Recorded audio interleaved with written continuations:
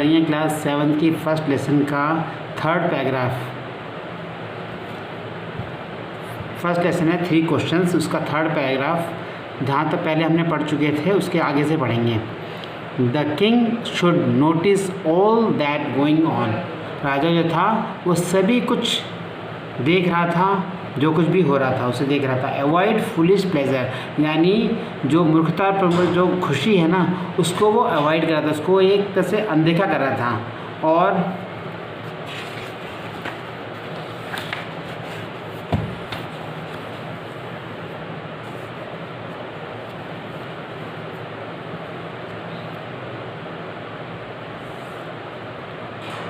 and always do whatever seemed necessary at that time, और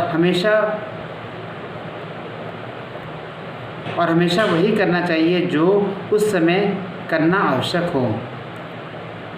Yet others said that the king need a council of wise men who would help him act at the proper time।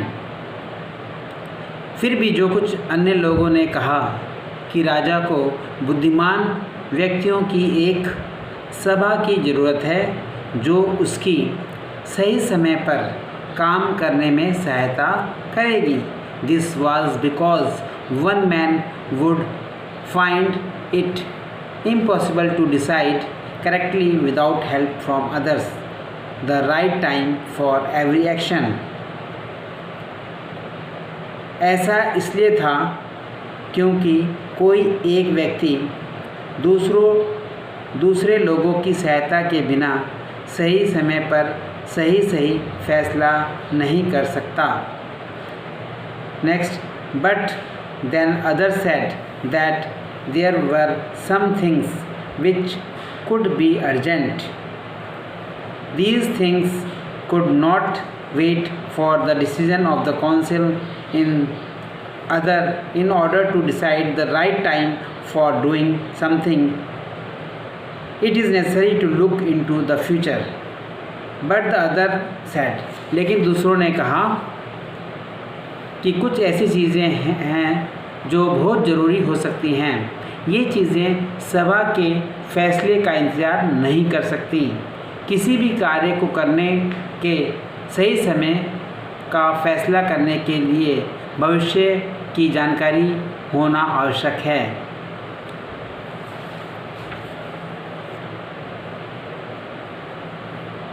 And only magician could do that. The king therefore would have to go to magician. और यह केवल जादूगर ही कर सकते हैं, इसलिए राजा को जादूगरों के पास जाना होगा। In their answer to the second question some said that the people most necessary to the king were this counsellor. His counsellor said the priest. A few others choose the doctors, and yet others said that his soldiers were the most. A few others choose the doctors, and yet others said that his soldiers were the most necessary. दूसरे प्रश्न के उत्तर में कुछ लोगों का कहना था कि राजा के लिए सबसे आवश्यक लोग उसके मंत्री हैं। दूसरों ने कहा पुजारी है, कुछ अन्य ने चिकित्सकों को चुना, और फिर भी दूसरों ने कहा कि उसके सिपाही सबसे आवश्यक हैं। To the third question some said science, other choose fighting, and yet others religious worship. तीसरे प्रश्न के उत्तर में कुछ विज्ञान कहा, दूसरों ने युद्ध को चुना और कुछ ने धार्मिक पूजा का समर्थन किया। As the answer to his questions were so different The king was not satisfied and gave no reward. Instead, he decided to seek the advice of a certain hermit who was widely known for his wisdom. चूँकि उसके प्रश्नों के उत्तर इतने अलग अलग थे, इसलिए राजा संतुष्ट नहीं हुआ और किसी को भी इनाम नहीं दिया। इसकी बजाय उसने एक साधु से सलाह लेने का फैसला किया जो अपनी बुद्धि के लिए दूर दूर तक प्रसिद्ध था।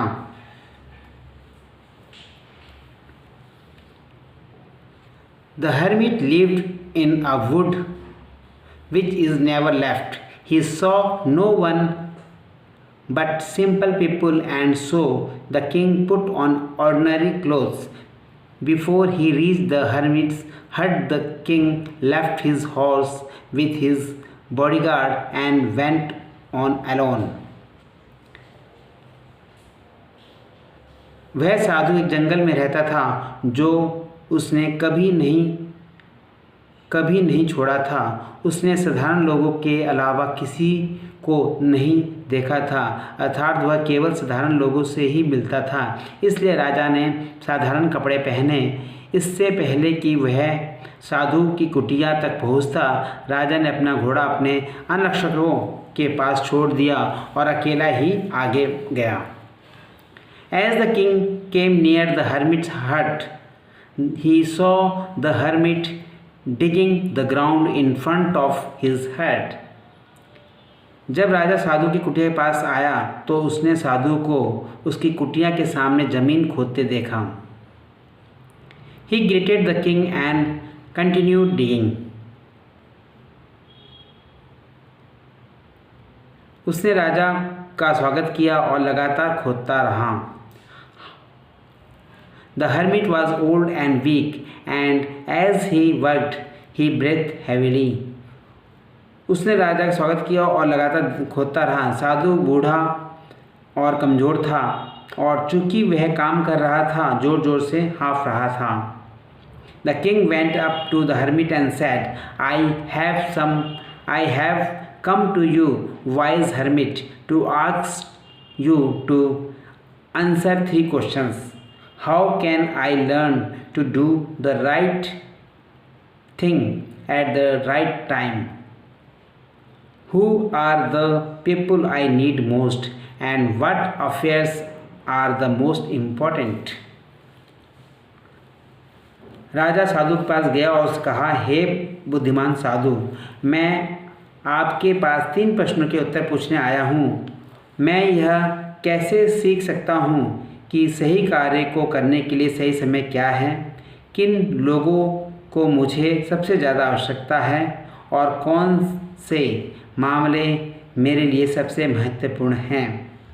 The hermit listened the king but did not speak. He went on digging. You are tried, said the king. Let me take the spade and work in your place. Thank, said the hermit, giving the king his spade. Then he sat down on the ground.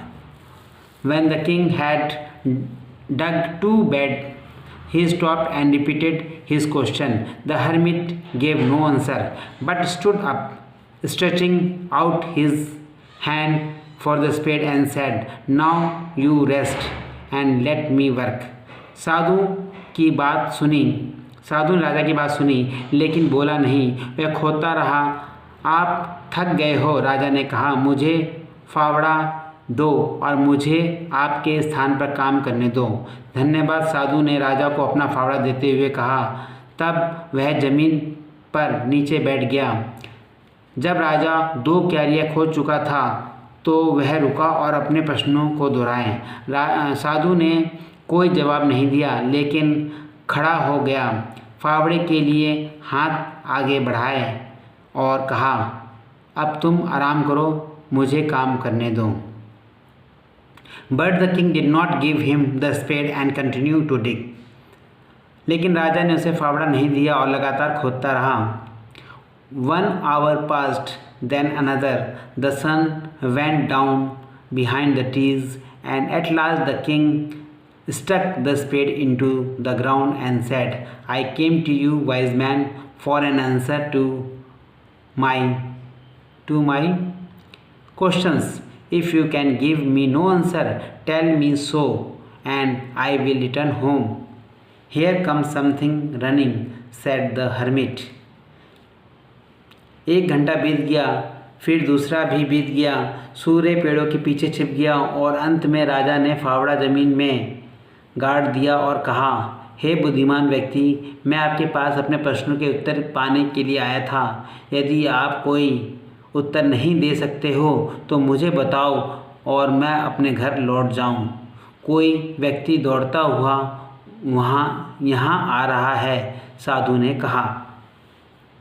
The king turned round and saw a bearded man running towards them. His hands were pressed against his stomach, from which blood was flowing. When he reached the king, he fainted and fell to the ground. The king and the hermit removed the man's clothes and found a large wound in his stomach. The king washed and covered it with his handkerchief, but the blood would not stop flowing. The king redressed the wound until at last bleeding stopped. राजा मुड़ा और उसने एक दाढ़ी वाले आदमी को उसकी ओर दौड़ते आते देखा। उसने अपने हाथों से अपने पेट को दबा रखा था जिसमें खून बह रहा था। जब वह राजा के पास पहुंचा तो वह बेहोश होकर नीचे ज़मीन पर गिर गया। राजा और साधु ने उस आदमी के कपड़े उठाए और उसके पेट पर एक बड़ा घाव मिला। राजा ने इसे धोया और रुमाल से ढक दिया, लेकिन खून बहना बंद नहीं हुआ। राजा ने इस घाव पर दोबारा पट्टी बांधी, अंततः खून बहना बंद रुक गया। The man felt better and asked for something to drink. The king brought fresh water and gave it to him. By this time the sun had set and the air was cool. The king and the hermits helped carry the wounded man to the hut and laid him on the bed. The man closed his eyes and lay quiet. The king tried by his work and the work he had done, lay down on the floor and slept through the night. When he awoke, it was several minutes before he could remember when he was or who the strange bearded man lying on the bed was.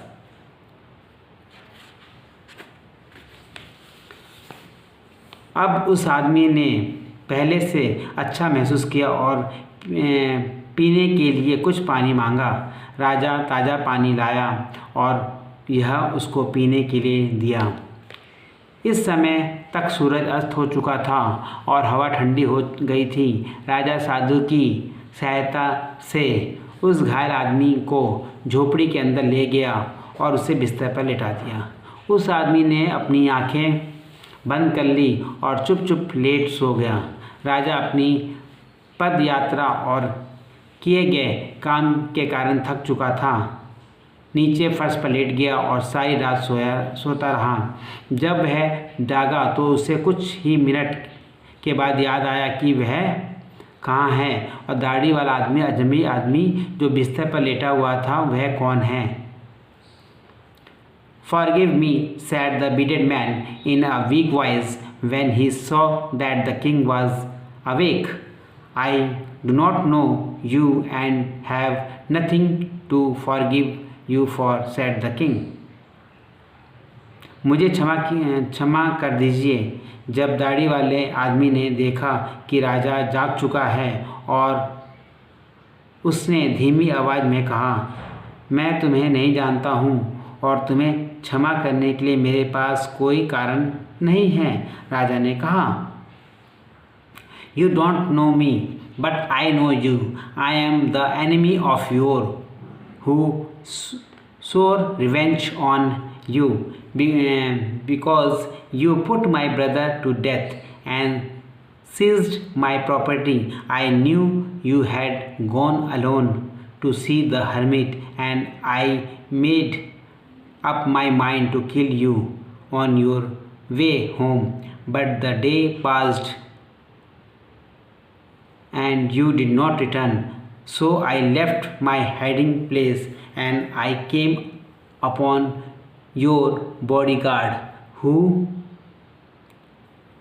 recognized me and wounded me. I escaped from him, but I should have died if you had not dressed my wounds. I wished to kill you, and you have saved my life.